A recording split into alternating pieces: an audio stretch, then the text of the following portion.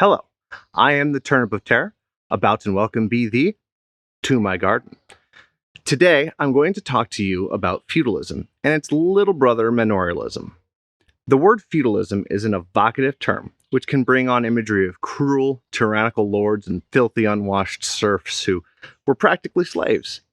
As a system of government, most people remember the three-tiered hierarchy, which I have represented here in blocks I pilfered from my daughter's toy box. At the very bottom, you have the majority of the population, the peasantry. Then above them, you have the nobility, and at the very top there, you have the royalty. In reality, while these three divides did exist, and there were stark contrasts between the social classes, the true picture of high medieval feudal England more closely resembled this sand bubble art. There were still layers and hard lines between the classes, but there were a multitude of gradations, even within the larger social class divides. You see, blending happened here and there, and no one stayed exactly where they were supposed to be.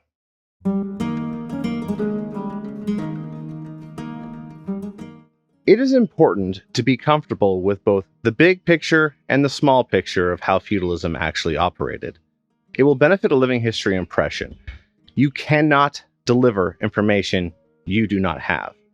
As part of receiving formal training on how to conduct martial arts instructions for large agencies, I was taught a philosophy which I can personally attest to as an instructor.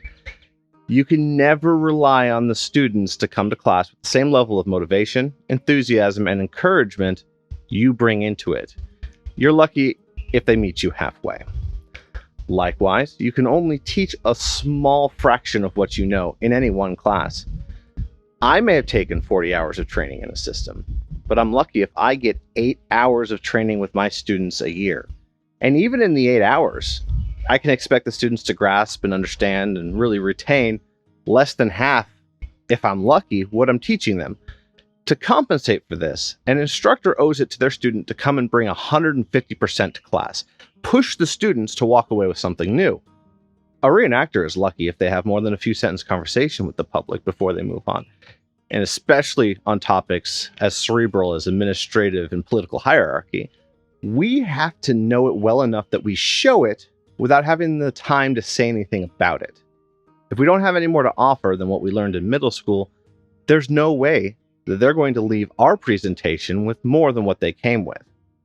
Now, my focus is on the impression of knights and their households in early 15th century feudal England, which was primarily a rural and agrarian system. Large castle estates for royalty and the large affinity of princes and dukes functioned similarly, but they were off in their own little world. Another outlier to the trends of rural manorialism is the phenomenon of urban centers emerging. Not large towns, but proper cities. And later on, we'll hear from Andrew from Popula Urbanum on some of the contrasts between rural and urban feudalism. In the context of early 15th century England, social status was of the utmost importance. The basic tenets of feudalism are: the king owned all the land, parted out control of that land to his nobles, the nobles employed the peasantry to work the land. In return for political control and access to income produced by their lands, the nobles owed the king's money and military service, to include a contractually defined number of armed men if they were called to war. In return for protection and upkeep, the peasants owed the noble their labor and service. To facilitate the logistics of management and delegation of responsibilities, units of land and control over smaller and smaller areas were given to the subordinate nobles. The smallest of these subdivisions was the manor, the actual physical building that the lord lived in. That lord, be it a knight or higher-ranking noble, was responsible for the management and protection of the village, towns, industries, woods, croplands, etc., assigned to his manor. Farming the pasture land was the backbone of most food and industry. These lands were not divided up into individual plots, but they were managed by the community under the direction and control of the lord or his appointed executive. Land ownership was different than we think of it today. They didn't own it in the way someone owns their house or my backyard here. It's more appropriate to consider medieval ownership in the way we consider oil or mineral rights today. Ownership constituted access to the resources from the land. It's best to keep in mind during this discussion on medieval ownership, we're equating it with right of use instead of physical rights. Hobby farming, family plots, blocks of land being run by a single person or a single family, such as when we drive through the countryside and see individual fields along the roadside and know that that field of corn is owned by Joe and the next field of soy is owned by his neighbor Jack, etc. That's not the medieval form of land ownership. In fact, the development of our modern concept of land as a commodity, which individuals could buy and sell, is one of those contributing factors to the demise of the open field feudal agricultural system. Instead, all the arable land was managed by the lord or his officers and worked by the serfs. So the land may be broken up into a field of barley and a field of oats and a field of wheat, but distribution of labor on each field was broken up into individual strips. Each person would have their own sort of lane of the field to work. Some of the furrows belonged to the lord and were called the lord's domain. They were worked entirely by the serfs, but the entirety of the yield of the domain belonged to the lord. How much you got to keep from the land you owned or was bound to, really depended on your social status and contract.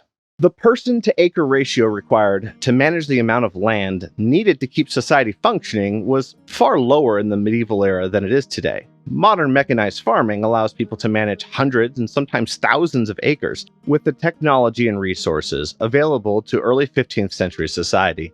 The amount of space someone could reasonably expect to handle on their own could be counted on one hand, single digits at best and probably a dozen at most, depending on the crop or the husbandry.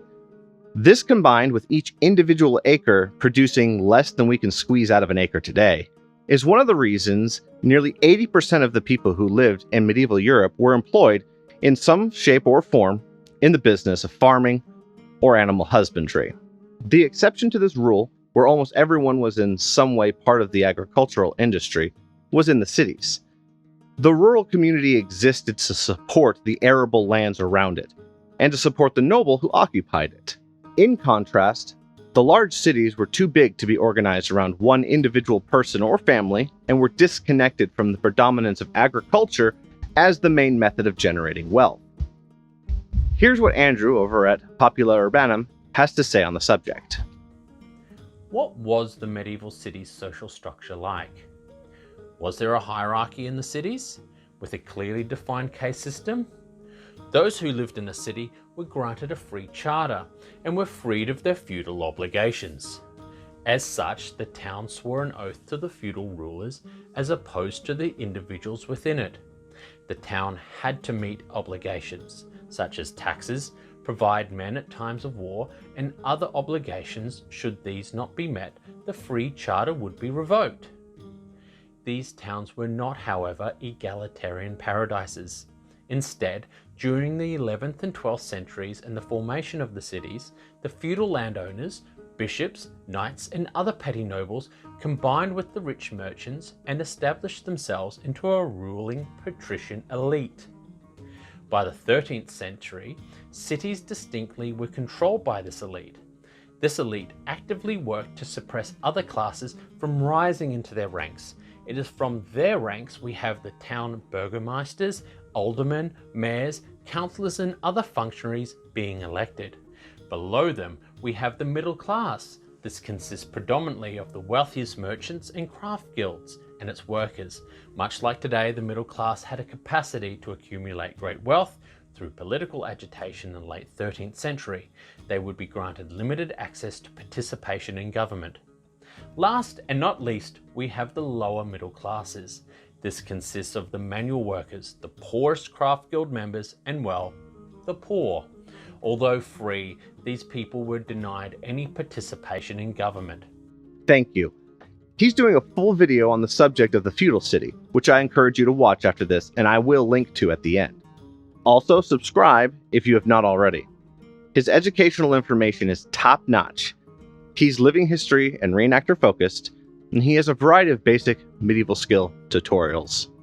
Due to the need to cluster around limited resources and the open field concept being the default and only understood way to manage the right-to-use form of ownership over land, in the country, we see communities centered around their manor, be it a house or a keep or a castle. In smaller communities, it was possible that the entire community lived in the manor itself. for both convenience and security. In larger communities, villages and towns grew around the manor. When the holdings were so large that parts of it were too far to commute to, small thorps and villages would form as satellite communities, but they were still an extension of the lord's manor and functioned under the same dynamics. In this way, the manor and surrounding community was populated almost entirely with non-nobility. Today, words like commoners and peasants have a negative, derogatory connotation to them. In truth, 90 to 95% of the people were peasants and commoners. Think of American society today, where 90% of the population is lower, working, or middle class. In the High Middle Ages, there were incredibly poor and maltreated peasants. There were also merchants who, though by social class commoners, were rich enough to rival the coffers of kings. Though the wealth gap between the average medieval citizen and even the poorest of the ruling class was significant. Though money is important to consider, feudal Europe was not a capitalist society, and the difference between nobility and non-nobility boiled down less to their affluence and more to their ownership of land and that right to authority. Through the king, the gentry and nobility were granted administrative authority over, control, and ownership of land. Nobles had hereditary rights to land, they had titles and positions in government which commoners did not have access to. Wealth was not the mechanism which decided the difference between nobility and non-nobility. Instead, wealth was a consequence of it. It was in spite of the system that commoners amassed wealth and influence to rival their noble counterparts. There is historical record of not just petty nobles, but even high nobility and kings who borrowed money from wealthy merchants in times of financial need. The peasantry was sharply stratified. First, there was the bound versus the unbound peasant. Remember, ownership in the medieval context refers more to the right to use than the physical possession. And as such, the unfree were not slaves, they weren't owned, they just lacked the right to the profit of their labor. They also had regulation on what they could and couldn't do. However, there was a variety of different kind of serf, to include villein and cotters and tofters and crofters, etc., each with different rights and responsibilities. The serf's liege lord was responsible for their upkeep and had the right to the product of their labor. So a serf did not pay rent, but was obligated to service when called, labor on the lord's domain, and a percentage of the yield from the land they worked belonging to their liege. They subsisted off of what was left over. Serfs also made up the majority of those who worked directly for the lord in his manor, from scullery maid on up. When the lord could afford it, higher positions were occupied by other subservient nobility. Direct service as a young noble was a learning opportunity in the profession of nobility, and created the opportunity for establishing alliances, enhancing one's position, etc. It's a common theme how women were married off to strengthen political ties, but likewise, sons were obligated to serve as squires and stewards of other lords for similar political reasons. However, in many households, to include that of high nobility, and sometimes even royal retinue, many villeins who were, by social status, technically not even free, achieved positions of great wealth, comfort, and influence as reeves and stewards. With the consent of their lord and enough money, a serf could purchase their freedom. Those who did would then tenant the land instead, paying a fixed rent established by contract. Being a liberi tenentis meant one could purchase more land, leading to the emergence of the yeoman class of commoners. These being commoners who owned more land than they could work by themselves and hired others to do work for them. They still owed feudal obligations, which generally took the form of military service and agricultural work on lands owned by the lord. While serfdom was not slavery, slavery in every sense of the word did exist. Also, there were those who were not serfs, but did not own land, and they were generally destitute itinerant laborers. The proportion of serfs to free tenants varies from location to location, as well as throughout history based on a variety of influences. Some communities were more liberal than others, such as Cambridgeshire and Bedfordshire, where free tenants outnumbered villeins. That's not to say it's representative of the country as a whole, though, as it starkly contrasts with other areas like Huntingdonshire and Buckinghamshire, where free tenants accounted for less than a quarter of the population. There was interchangeability and nuance amongst the nobility as well. The interplay between different nobility is the motivating factor behind many civil wars and internal conflicts, especially when it comes to who sides with who during a succession of one monarch or another. The aristocracy from the lowliest knight to the king made up an astonishingly small percentage of the population, perhaps 5%. The ruling class maintained control through almost complete military monopoly, and by being the ones who managed and enforced the law. The ruling class is divided up generally into royalty, nobility, and gentry. Though loyalty was the true tip of the pyramid, including the monarch and family, princes, dukes, and the like. Though dukes were an odd quasi-non-royal royalty in far late period addition. But as with everything else, these lines are not stark and clear as we would hope, for there were dukes who were clearly royal, and those who were not. The next rung down included the titled nobility, such as earls or counts in France, barons, and others. The barons were incredibly powerful and influential, rivaling that of dukes. In England, the upper nobility were considered equal to, if subservient to the king, with the monarch being the first among equals. That's where the concept of peerage comes from. Then there are the nobles who are not peers, but certainly not commoners. This is where those familiar roles such as knights and esquires fall. Even these categories, there's a hierarchy, such as landed versus unlanded esquires, knights bachelor versus knight banneret, etc.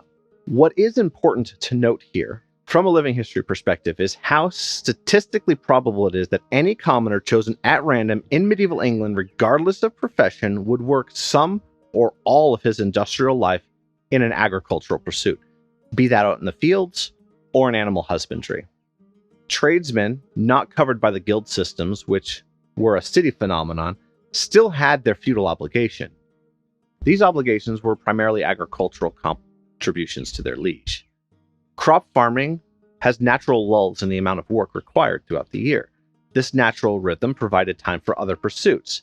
However, unless your profession pays you well enough you can afford to buy off your bond and pay rent, and then hire out your obligated work days on the Lord's domain, most commoners spent time working agriculture.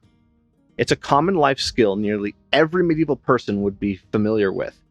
Even a martial impression of a yeoman called to war or the peasant levy would more likely than not have an agrarian background. The only people who didn't know farm life were from the cities. They were dedicated, domestic, and bureaucratic serfs, maybe, and of course the gentry and nobility. Although the ascendance of the feudal ladder apart from crossing the serf-tenant boundary was nearly non-existent, and the average commoner was not wealthy, an impression which displays wealth in their physical appearance and material culture does not have to be a noble impression. Cultural artifacts such as sumptuary laws reflect not just the frustration the nobility had with the commoners who could afford to masquerade as nobility, but leads to the reliable conclusion enough commoners were dressing nobly enough and frequently enough, the crown resorted to making it illegal to try and fix the problem. Status and wealth were signaled by appearance, to the extent that many would wear their wealth by sinking all their money into their clothing. Knowing your impression's role in society will inform your choices in material culture, which will be the visual cues to your status in your portrayal. A rich commoner and a rich noble will look rich, but in different ways, such as the accessibility of certain fabrics for legal or financial reasons. Two portrayals wearing a well-tailored fur gown can signal a wealthy merchant or an affluent knight just based on the choices of fur or fabric, alongside with other minutiae such as adornment, trim, embroidery. Which is why it's so important not just to make sure you root your impression in time and place, but also in class, as knowing what kind of citizen you're portraying and at what time and in what location will inform a myriad of choices beyond just fabric. It'll prevent embarrassing errors and costly mistakes down the line. So this brief overview of early 15th century English society is not meant to be exhaustive, and it glosses over many nuances, especially as this time in history presents a transition period with the twilight of pure feudalism. It's meant to create familiarization with the basic social outlook, which is fundamentally different than we have today, but it would subconsciously permeate the perspective of every medieval impression. Use it as a springboard for more research. And thank you for watching.